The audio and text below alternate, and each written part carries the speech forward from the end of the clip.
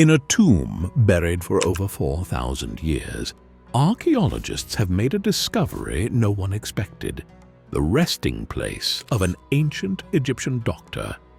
Unlike any find before it, this site wasn't just filled with jewelry or statues, but with a complete set of medical tools perfectly preserved since antiquity. Scalpels carved from bronze, strange surgical instruments, and jars still holding traces of ancient remedies were all uncovered inside. This find doesn't just prove that medicine existed thousands of years earlier than historians believed. It shows that the Egyptians may have practiced surgeries so advanced they rivaled techniques we thought belonged only to the modern world. This is not the story of myth or legend. This is the story of an ancient physician whose craft was so respected that his tools were buried with him, frozen in time until their rediscovery shocked archaeologists. The tomb, unearthed in the sands of Egypt, belonged to a man named Ka, a physician who served the elite of the Old Kingdom more than 4,000 years ago. His burial site was filled not with symbols of warfare or conquest, but with surgical instruments, evidence that the pursuit of medicine was already a highly valued skill in a world where death seemed inescapable. What's most startling is not just the presence of these tools, but their sophistication. Some were made of copper and bronze, shaped into scalpels and forceps that mirror the very same instruments doctors use today. Their design suggests a deep understanding of the human body, of wounds and recovery, of life balanced precariously on the edge of death. Imagine the hands that once wielded them, steady, precise, performing procedures we never believed possible in the age of pyramids. And yet, these discoveries are not isolated. Across ancient papyri, such as the Edwin Smith Surgical Papyrus, scholars have uncovered detailed medical writings from nearly the same era. These texts describe diagnoses, treatments, and even surgical instructions with astonishing accuracy. In some cases, they distinguish between injuries that could be healed and those that were hopeless, a methodical, scientific approach that breaks the stereotype of ancient medicine being guided only by superstition. But the tomb of Ka raises an even greater mystery. Why would a society place such value on the physician's craft that his tools, precious and practical, would be entombed with him rather than passed on to apprentices? Was this burial a recognition of personal mastery? Or could it hint at rituals in which the dead physician would continue healing in the afterlife, tending to the spirits of kings and nobles who awaited him? Recent analysis of the tools themselves reveals more surprises. Traces of wear suggest repeated use. Some show microscopic sharpening marks, as though they were meticulously prepared for delicate operations. Scholars debate whether these instruments were meant for surgery, dentistry, or even early forms of embalming. Yet the possibility that they were used on living patients forces us to confront a new vision of ancient Egypt, one where knowledge of anatomy and healing was centuries ahead of what we once believed. This discovery also reshapes our understanding of medicine's timeline. For years, historians credited Hippocrates and the Greeks as the pioneers of rational medicine. Yet Ka's tools suggest that Egyptians may have been practicing a structured form of medical science more than 1,000 years earlier. It calls into question just how much knowledge from these early civilizations was lost, only to be rediscovered millennia later. Picture it, deep inside a pyramid complex, a physician bends over his patient by torchlight, copper instruments glinting in the flicker of flame. Around him, chants for protection may echo, but his hands are steady, his focus purely human. He is not working with magic alone. He is practicing medicine, a discipline that, despite its primitive setting, feels strikingly familiar. The story of Ka and his tools is more than an archaeological marvel. It is a reminder that the quest to understand and preserve life has always been at the heart of human civilization. That even in the shadow of the pyramids, with death surrounding them, the ancient Egyptians placed their hope in the hands of doctors. And today, as those same tools resurface from the sands, they whisper to us across 4 millennia. The science of healing is as old as civilization itself. But those ancient medical tools aren't the only glimpse into how advanced early civilizations really were. At Karnak, Egyptologists have uncovered a temple doorway that aligns perfectly with the sun, an event that happens only once each year. Once a year, for only a few minutes, something astonishing happens in the heart of Egypt. At Karnak Temple, one of the grandest monuments ever built, a beam of sunlight strikes a hidden doorway with surgical precision. The alignment is perfect, intentional, mysterious, and for centuries no one noticed. But now, thanks to modern archaeology and high-tech imaging, we've uncovered a stunning celestial secret embedded deep within the temple's ancient stones. A doorway that answers to the heavens. But why? Let's go back 4,000 years, when gods walked among men and the sun was more than just a source of light. It was the divine eye of Ra. Every rising dawn, a ritual. Every ray, a message. The ancients didn't merely worship the sun. They designed their entire world around it. And Karnak was the beating heart of that belief. Spanning over 200 acres, Karnak is not just one temple. It's a sprawling complex, a forest of pylons, columns, sanctuaries, and obelisks. It evolved over 1,500 years, expanded by pharaoh after pharaoh in a divine architectural relay. But amid the grandeur lies something far subtler and infinitely more precise.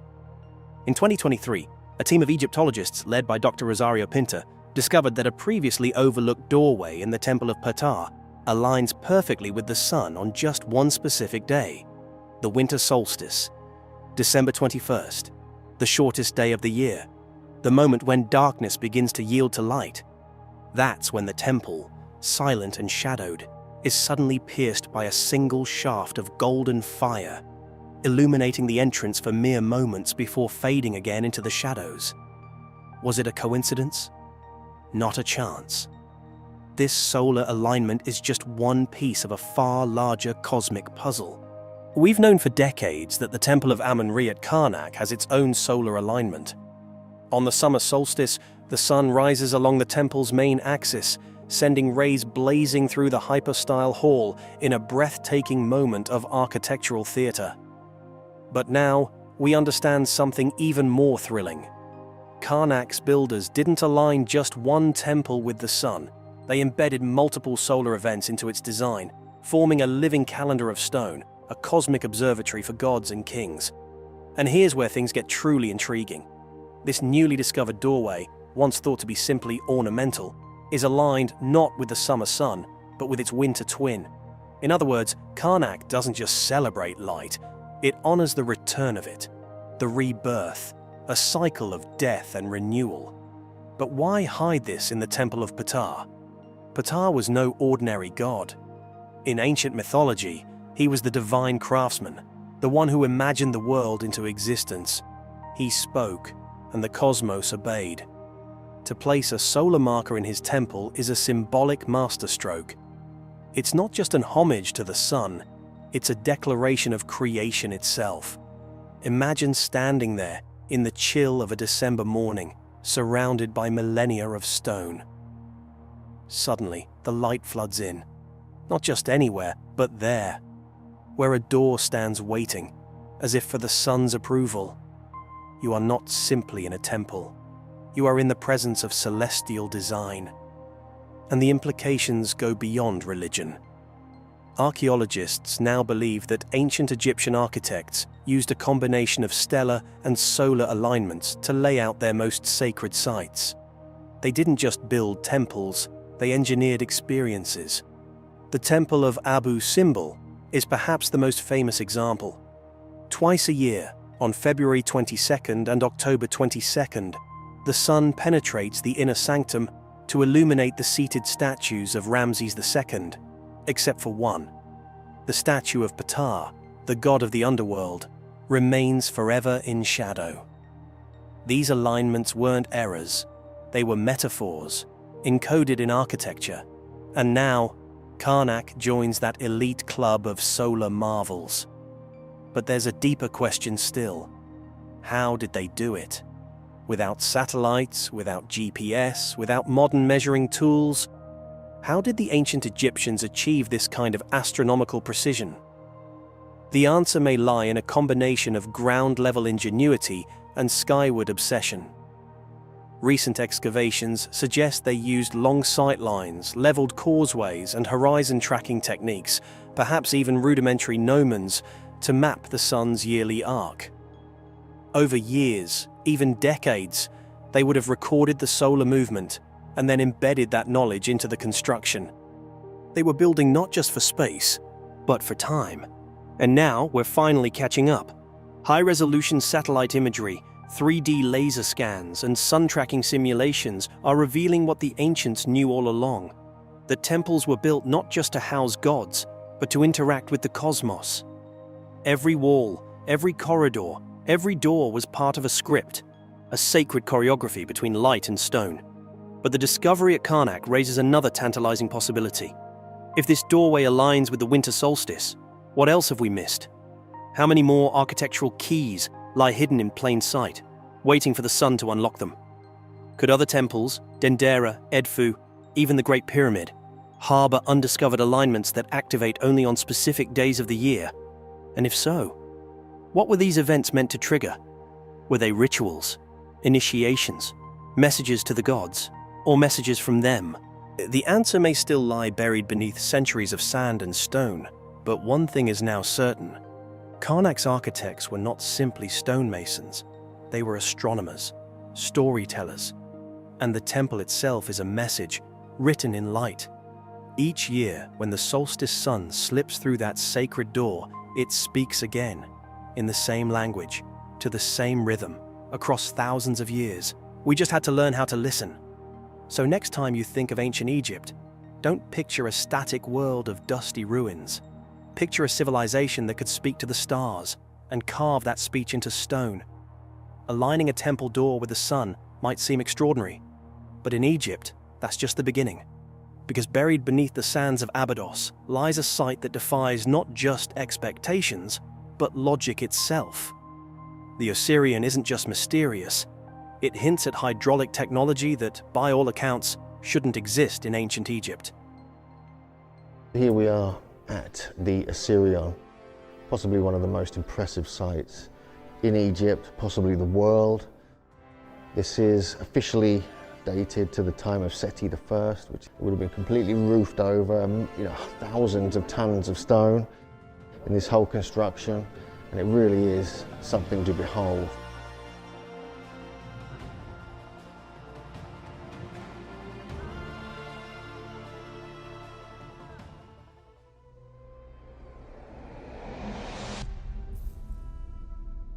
Hidden deep in the desert sands of Abydos, approximately 350 miles south of the Great Pyramid of Giza, stands the Osirion, a monumental structure shrouded in mystery.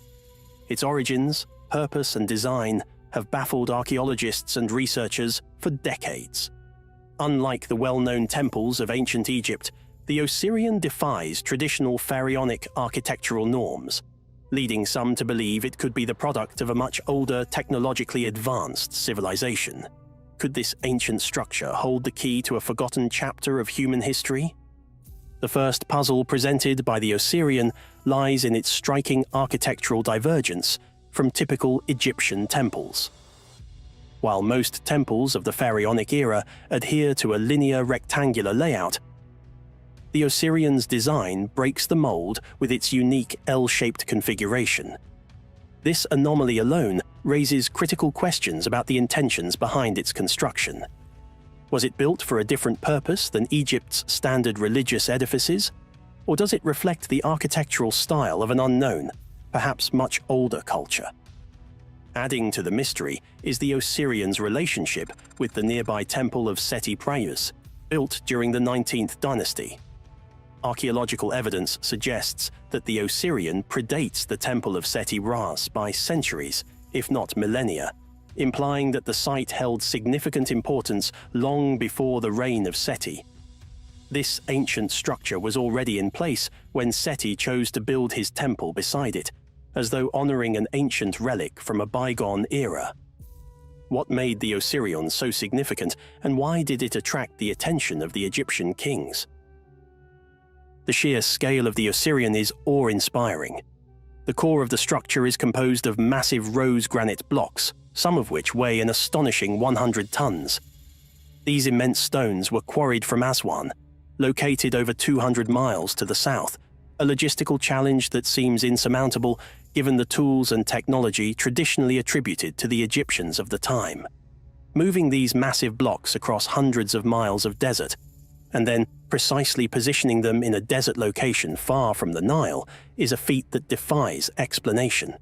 Without evidence of advanced machinery, how were these massive stones transported and assembled with such precision? The Osirion's architecture, featuring a sophisticated double-layered roofing system and interlocking wedges, suggests a level of engineering knowledge far beyond what ancient Egypt is known to have possessed. The use of granite, a hard and unforgiving material, only adds to the mystery. Working with granite requires advanced tools and knowledge, skills that, according to historical records, the Egyptians had not yet developed during the early dynastic periods. Another striking feature of the Osirion is its complete lack of Egyptian hieroglyphs or artwork. In contrast to nearly every other Egyptian temple or monument, which are richly decorated with carvings, inscriptions, and illustrations, the Osirion is eerily bare. Throughout Egypt's history, temples were frequently renovated, with each generation adding new inscriptions and artwork. Even more unusual is the Osirion's subterranean layout, which is highly uncharacteristic of Egyptian temple architecture. The entire structure lies 15 feet below ground level, leading some researchers to propose that the temple could be far older than its surrounding counterparts. The idea that it predates the buildup of sand and soil that has accumulated over millennia suggests a timeline stretching back to an era before the sands of Egypt's desert even existed in their current form. Water erosion patterns found on the limestone enclosure surrounding the Osirion add yet another layer to the mystery. Some researchers argue that these erosion marks could only have been caused by a much wetter climate, possibly dating the structure back to the end of the last ice age, when the region experienced more rainfall. If true, this would place the Osirion's construction over 10,000 years ago, far earlier than the dynastic Egyptian civilization. Perhaps the most intriguing feature of the Osirion is the presence of water within the structure itself. Modern seismic technology has revealed that the visible portion of the Osirion is only the uppermost part of a much larger complex, which extends at least 50 feet below the current floor level. Beneath the surface, seismic tests have indicated the presence of hollow chambers, which have yet to be explored due to the water that continually fills the site. Despite multiple attempts, archaeologists have been unable to drain the water, which seems to replenish at an alarming rate. The source of this water remains unknown, and its continuous flow presents a baffling enigma. Some researchers suggest that the Osirion's complex hydraulic system, which includes channels, basins, and possibly sluices, was designed to control and manipulate water flow within the structure. The precision of these features points to an advanced understanding of hydraulic engineering, something not typically associated with ancient Egyptian technology. While the Egyptians were known for their use of irrigation canals and basins for agriculture, the Osirion's water management techniques are far more sophisticated. The mysteries of the Osirion continue to deepen as researchers attempt to unlock its secrets. The constant replenishment of water within the structure defies explanation. James Westerman, a renowned archaeologist and historian, has spent decades studying the Osirion. His efforts to pump out the water from the structure have been met with frustration. Even with a pump capable of removing 500 gallons of water per minute, the water level continues to rise, seemingly replenishing itself faster than it can be removed. Westerman's words capture the perplexity of the situation. Water is emerging from inside the structure. This shouldn't be happening, especially in the desert. Something strange is going on here. In 2023, Westerman's team employed advanced technology to analyze the water within the Osirion, measuring its pressure, temperature, conductivity, and chemical composition. The results were astounding. The water in the Osirion was found to have a unique chemical profile, different from the surrounding wells and aquifers in the area. Westerman's research suggested that the water was being forced up through the structure, almost as though it were being propelled by some unknown force. The water's chemical composition and isotopic profile indicated that it did not originate from the nearby Nile River or local aquifers. Where, then, is this water coming from? The Osirion's water behaves more like that of a geyser, but without the typical signs of volcanic activity. Is there an underground spring or reservoir beneath the structure, or could the water be flowing from a deeper, as yet undiscovered source? One of the most intriguing aspects of the water is its unique properties. Westerman conducted hydrologic studies and found that the water within the Osirion was drinkable after filtration. Over time, Westerman began drinking the water regularly, and he noticed something extraordinary. His eyesight began to improve. A lifelong sufferer of nearsightedness, Westerman eventually no longer needed glasses, a fact that was confirmed by an eye test. Could the water from the Osirion possess healing properties? Westerman believes so and continues to drink the water, attributing his improved vision to its mysterious qualities. Yet another anomaly is the temperature of the water. The water outside the Osirion measures a consistent 16.9 degrees Celsius, but the water inside the structure is significantly warmer, measuring 23.8 degrees Celsius. This temperature difference defies the second law of thermodynamics, which states that heat cannot spontaneously transfer from a cooler to a warmer body. Something within the Osirion is heating the water, but no one knows what it is or how it is happening. As researchers continue to study the Osirion, its true scale and purpose remain elusive. What is visible today may only be the tip of the iceberg. The structure extends far beneath the surface, with hidden chambers still unexplored due to the constant flow of water. Could these underground chambers hold more secrets about the origins of the Osirion and its builders? As we probe deeper into the Osirion's mysteries, we are left with more questions than answers.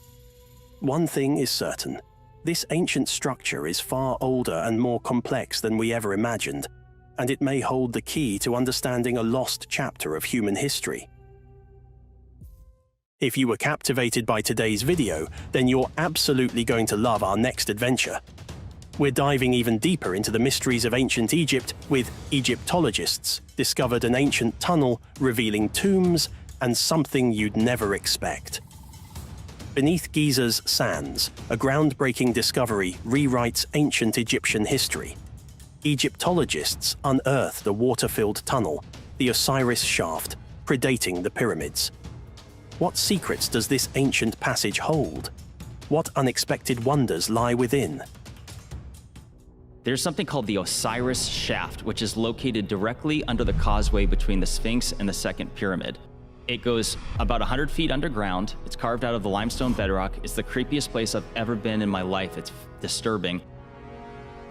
So it's 3 different shafts, and you go down, and here's where it gets, this is the crazy part. When you get to the 3rd level, which is completely dark and freaky, there was a side tunnel. Zahi Hawass himself, there was a documentary, went down there, and he's standing in front of this tunnel that went sideways, and he says, it's yet to be explored, and I don't know what's down there, but Joe, they've since sealed it up. It's like cinder blocks, they sealed it up. What? Yes!